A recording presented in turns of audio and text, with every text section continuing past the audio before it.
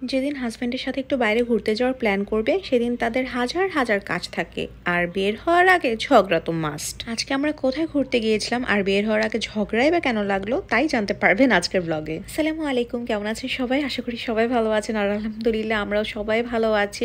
আজকে সকালবেলা উঠেই চলে গেলাম ব্রেকফাস্ট রেডি করতে, আর আমার আওয়াইশা গাছ থেকে একটা ফুল ছিঁড়ে নিয়ে আসছে।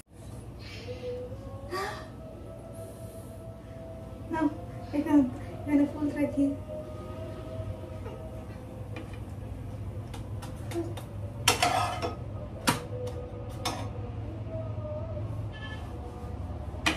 চিচি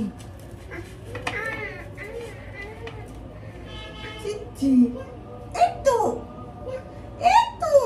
আওয়াইশাকে খাবার খাওয়ানো মানে এটা কোনো যুদ্ধের চেয়ে কম কিছু না। তার মধ্যে আবার নিজে থেকে শখ করে খাবে, খেলো তো নাই, পুরো আমার কোলের থেকে নেমে পালাইছে। আর আমি সকালে ব্রেকফাস্টের জন্য, শাওনের জন্য, আমার জন্য, আওয়াইশার জন্য, সবার জন্য একটু ফ্রোজেন পরোটা করতেছিলাম। আর এই তো ডিম পোচ। আর ডিম পোচেরও যে কত কাহিনী আছে, যেমন শাওনেরটা থাকবে সাদা অংশটা একদম কাঁচা কাঁচা, কুসুমটা তো কাঁচা থাকবে, আর আমার থাকবে কুসুমটা একটু কাঁচা কিন্তু যে সাদা অংশটা সেটা যাতে ভালো মতো ফ্রাই হয়। আর আওয়াইশাটা হতে হবে এমন, একদম কুসুমটাও ছড়িয়ে দিতে হবে, কুসুম আর সাদা অংশ দুইটাই ঠিক মতো ফ্রাই হতে হবে। আমার ভয়েস ওভারের আশেপাশে কি হচ্ছে তা তো বুঝতেই পারছেন, এখানে আমি ভয়েস ওভার দিচ্ছি আর ওইখানে সে ভয়েস ওভার দিচ্ছে। আর আজকে পরোটা ডিম পোচের পাশাপাশি ছিল একটু পুরনো মাংসের ঝোল। এ ধরনের মাংসের ঝোল দিয়ে আর মাঝে মাঝে শুধু পরোটা দিয়ে একটু চিনি দিয়ে খেতে কিন্তু খুব মজা লাগে। সকালে ব্রেকফাস্টের পরে এখন হচ্ছে লাঞ্চ রান্না করার পালা, এবং আজকে ভাবছি একটু চিংড়ি শুটকি রান্না করব। ফার্স্টে চিংড়ি শুটকিটা একটু ভেজে নিচ্ছি। চিংড়ি শুটকি না ফার্স্টে ভেজে নিলে হয় কি, এত সুন্দর একটা স্মেল ছড়ায়। আমি ফার্স্টে এটা বুঝতাম না, দেখা যেত যে প্রথমেই মাছটা ধুয়ে ফেলতাম, কারণ চিংড়ি শুটকিতে কিন্তু অনেক গুঁড়োবালি থাকে। সো আমি ফার্স্টে ধুয়ে এরপর রান্না করতে যেতাম, এত বেশি সুন্দর ঘ্রাণ আসতো না। কিন্তু আমার শাশুড়ি শিখালো যে না, ফার্স্ট একটু ভেজে নিবে, তাহলে ঘ্রাণটা খুবই সুন্দর আসে। এরপরে তেলের মধ্যে পেঁয়াজ, একটু কাঁচামরিচ আর সব গুঁড়া মশলা দিয়ে আমি ভালো মতো মশলাটাকে কষাবো, এবং এর মধ্যে আমি আজকে একটু কুচি বা ফালি যেটাই বলেন না কেন এভাবে বেগুন দিয়ে দিব, সাথে আলুও দিতে পারেন, বাট আমার মাথায় ছিল না আলুর কথা। আলু দিলে এটা খেতে আরও বেশি মজা লাগে। এই রান্নাগুলো আমার শাশুড়ির কাছ থেকে আমার শেখা। মা এই টাইপের ট্র্যাডিশনাল রান্না খুব সুন্দর করে করতে পারেন, আর মার কাছ থেকে আসলে আমি এই টাইপের ভ্যারাইটি অফ ফুড রান্না করা শিখছি। যখন আমরা একসাথে থাকতাম তখন দেখা যেত যে আমি যখনই রান্না করতাম শুধু ভুনা তরকারি রান্না করতাম, বাট এখন যখন নিজের সংসার হচ্ছে তখন না এই টাইপের বিভিন্ন রকম ভ্যারিয়েশন তৈরি করতে ভালো লাগে। অনেকে দেখি যে গ্রুপে পোস্ট দেয়, ওয়ার্কিং উইমেন যারা স্পেশালি, তারা যে প্রতিদিন কি রান্না করবে, এটা খুব প্যারা লাগে, কারণ একই টাইপের তরকারি রিপিট হয়। কিন্তু দেখবেন জাস্ট একটা সবজির ভ্যারিয়েশন করাতে পুরো খাবারের টেস্ট চেঞ্জ হয়ে যায় এবং নতুন আরেক রকম একটা খাবার তৈরি হয়। আর আজকে আরেকটা জিনিস আমি রান্না করতেছিলাম, সেটা হচ্ছে মাছের ডিম ভুনা, এবং এটাও আমি ফার্স্ট টাইম রান্না করতেছি। এটা রান্না করার সময় আমার আম্মুকে ফোন দিয়েছিলাম যে আম্মু দেখো তো, এই মাছের যে ডিম ভুনা করব এটার মধ্যে যে একটা পর্দার মতো এটাকে রেখে দিব না ফেলে দিব, আর কিভাবে কি করব। সো আমার খালা একরকম শেখাচ্ছিল, আবার ইউটিউবে এটা আমি সার্চ করছিলাম, ইউটিউবে আরেক রকম দেখতেছিলাম, আর মা আর শাশুড়ি আবার আরেক রকম বলতেছিল। থ্যাঙ্কস যে আম্মু আর শাশুড়ি এক টাইপেরই বলতেছিল, সো ভাবলাম যে ঠিক আছে ওইটাই ফলো করি। সেটা হচ্ছে ডিমটা ফার্স্টে ভালো মতো কষলিয়ে নিয়েছি এবং ওইখানে সব মশলা দিয়ে দিয়েছি। এখানে অবশ্য আম্মু আরেকটা জিনিস বলছিল, আম্মু বলছিল যে মশলা দেওয়ার পাশাপাশি তুই তেলের মধ্যে আলাদা করে একটু মশলা কষাবি। সো আমি ওইটাই ফলো করলাম। আমি ডিমের মধ্যে সব মশলা, পেঁয়াজ, কাঁচামরিচ সব তো দিয়েছি, আলাদা করে কিন্তু আমি তেলের মধ্যেও আবার একটু মশলা কষিয়েছি। আর আমার শাশুড়ি বলেছিলেন যে ডিমের ঝুড়িতে একটু মশলা বেশি লাগে তাহলে খেতে ভালো লাগে। সো আমি এটাই ফলো করছি। আর আম্মু বলতেছিল যে এখানে অনেক ডিম, এত ডিম লাগবে না, তো এখানে অর্ধেক রান্না কর। বাট আমি বুঝতেছিলাম না যে এখানে এত ডিম কোথায়। বাট পরে যখন রান্না করছি দেখে এটা এত বেশি হয়ে গেছে, আসলে মারা যা বলে সেগুলি ফলো করা উচিত, আদারওয়াইজ একটু প্রবলেমে পড়তে হয়। তো এই তো এক চুলায় আমার ডিম রান্না হচ্ছে, আরেক চুলায় একটু আলু পটল দিয়ে রুই মাছ রান্না করতেছি, এবং আরেক চুলায় এই যে শুটকির মধ্যে পানিও বেশি দিয়ে দিয়েছি। মানে প্রত্যেকটা আইটেম আসলে নতুন নতুন রান্না করা তো একটু ভুল হয়েই গেছে। আর আজকে ডিমের ঝুড়িতে আমি একটু লেবু পাতা দিয়েছিলাম, লেবু পাতা দেয়াতে পুরা ঘ্রাণটা এত সুন্দর হয়ে গেছে।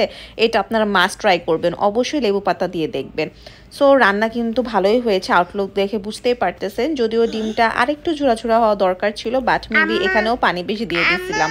সো এই তো ডিমের ঝুড়ি, তারপর ভাত, এরপর শুটকি, বেগুনটা একটু পানি বেশি দেওয়াতে বেশি গলে গেছিল, একটু পানি কম দিলে ভালো ছিল।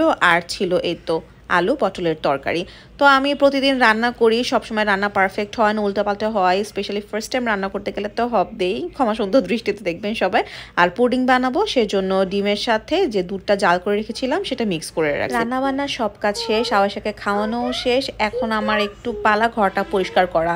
ইন্টেরিয়র করা দেখতে তো খুব সুন্দর লাগে, বাট এগুলো মেনটেন করা যে কত টাফ একমাত্র যাদের বাসায় ইন্টেরিয়র করা তারাই জানেন।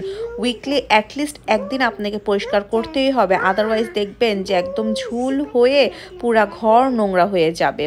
আসলে না, বাইরে থেকে দেখতে সব কিছুই খুব সুন্দর মনে হয়, কিন্তু যারা এটা সুন্দর করে রাখে একমাত্র তারাই জানে যে এই জিনিসটা মেনটেন করতে কতখানি কাঠখড় পোড়াতে হয়। কাজের বেটি রহিমার পালা শেষ, এখন ডক্টর ইলমার পালা। মানে একটু পরিপাটি হতে হবে, আর কাজের বেটি রহিমা লুকে থাকা যাবে না, কারণ আজকে আমরা একটু বের হব।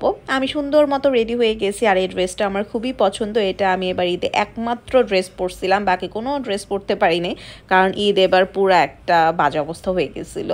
এনিওয়েজ, আমি তো সুন্দর মতো রেডি হয়েই গেছি, কিন্তু এখানে আমার হাজবেন্ডের কাজই শেষ হয় না। পার্সেলের উপর পার্সেল, অর্ডারের উপর অর্ডার, মাশাআল্লাহ আলহামদুলিল্লাহ। বাট আজকে সে একটু কম কাজ করলেও পারতো, এবং এটার কারণে কি হয়েছে জানেন?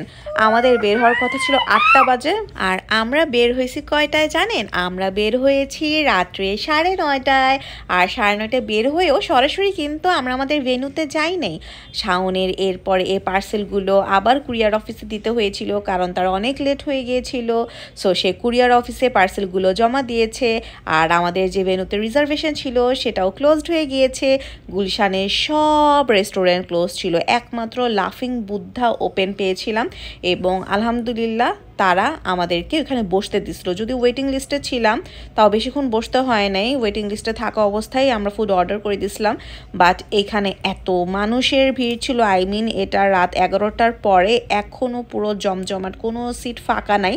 আমার যদি এক্সপেকটেশন একদমই ছিল না, বিকজ আমি শুনেছিলাম যে লাফিং বুদ্ধার খাবার একদম মজা না, বাট কোনো রেস্টুরেন্ট যেহেতু খালি ছিল না, সো আমরা এখানেই খাবার অর্ডার দিলাম। এখানে মেনলি থাই খাবার পাওয়া যায়।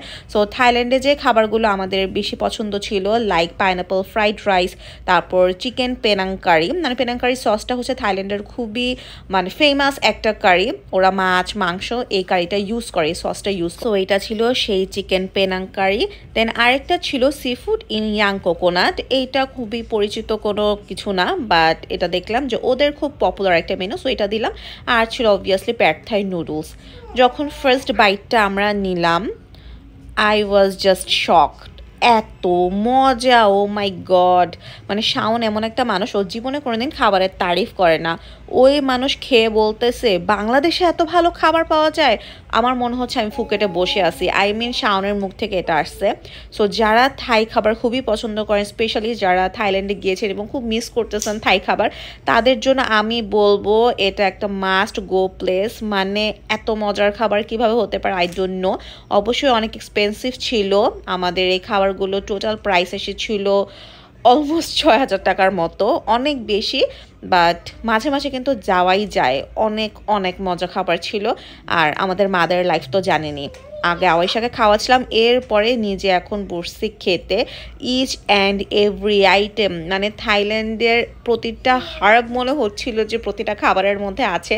আর মনে হচ্ছিল শেফ অনেক বছর ধরে থাইল্যান্ডে ছিল, আর খুব ভালো কোনো 5 স্টার রেস্টুরেন্ট অথবা খুব ভালো কোনো রেস্টুরেন্টে সে অনেক বছর জব করছে। আদারওয়াইজ এত অথেন্টিক থাই খাবার পাওয়া, তাও আবার বাংলাদেশে বসে, এটা আসলে ইম্যাজিন করতে পারতেছিলাম না আমরা।